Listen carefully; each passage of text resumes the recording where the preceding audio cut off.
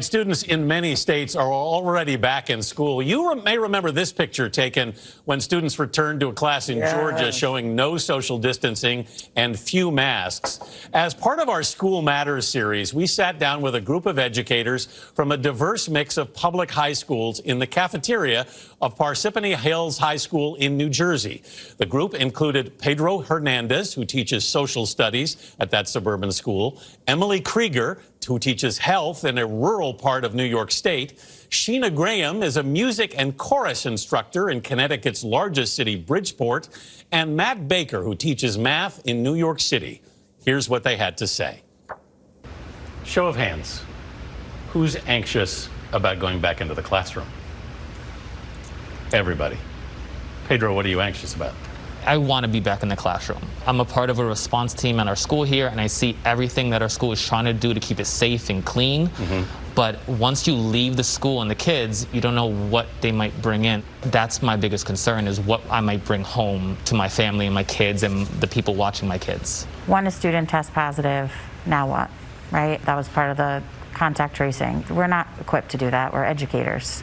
We're not healthcare professionals. To put that on schools is unfair. You teach health, and you don't feel ready for this. No, not at all. Sheena, in your school, kids will not be required to wear masks? As of right now, they will be, but a lot of teachers are feeling they won't keep them on. If you see people online saying that they're not necessary, that it's all a farce, it's a hoax, it's a this, it's a that, that can come back to haunt you. How do you keep kids socially distanced at a school? You can't. By their very nature, kids want to be close together. And I think that students think they're walking back into school. You're not walking back into the school that you left in March. You're walking into a completely different environment that is keeping you away from your friends, keeping you away from your peers. The argument is that kids need to be back in school emotionally so they don't fall behind educationally. What do you say to that? I do believe that there is value in having them back, but I also think that we need to have a lot of supports in place for when they come back. And the young lady that posted that picture with the crowded hallway, I am eternally grateful to her, because I think that there's a misconception that everything is organized and we all know what we're doing and the kids are going to come back and everything's going to be resolved. And that young lady, by posting that picture, said, you know what, things are not what they seem to be. You think the kids are ready for this? I don't think you can be ready for someone getting sick and dying at your school. And I don't think you can be ready for taking this disease home and giving it to someone you love and dealing with that. Someone did get sick and die at your school. Yep. Lots of us got sick and someone died, and it was awful. The risks, if we mess this up, are literally life and death. And we all want to be back, but it doesn't seem safe yet. What if I gave it to one of my students? How will I feel if one of them is ill, or their parent? What if one of my students gave it to me? How is that child going to be impacted for life? We became beyond flexible in all of this. And to say that we're supposed to put our lives in harm in order to make that happen, to be in person, when it could be done through a computer, I don't want to be through a computer.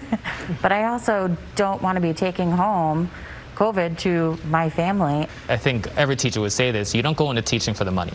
I think everyone knows that. So my wife and I are both teachers, and living in New Jersey, you can't live here on one salary. We're both going back. We both have never talked about it before, but we are asking questions: should we get a will for our daughters? Do you feel like you're being taken for granted in this? I think a lot of people think teachers are being selfish, that we don't want to go back. I love teaching. I've wanted to be a teacher since the 5th grade. We are not babysitters. And I think a primary push for kids to be back in school, yes, social, to build on practices that they need, but also people need to go to work. And I understand that they're struggling, but you can't just dump kids at school if we're not fully prepared just so parents go back to work. What would make this easier for you? I don't know what would make me feel comfortable at this point. I know it might be a little more difficult, but If you notice, they opened a restaurant. They didn't just say, okay, everybody's back.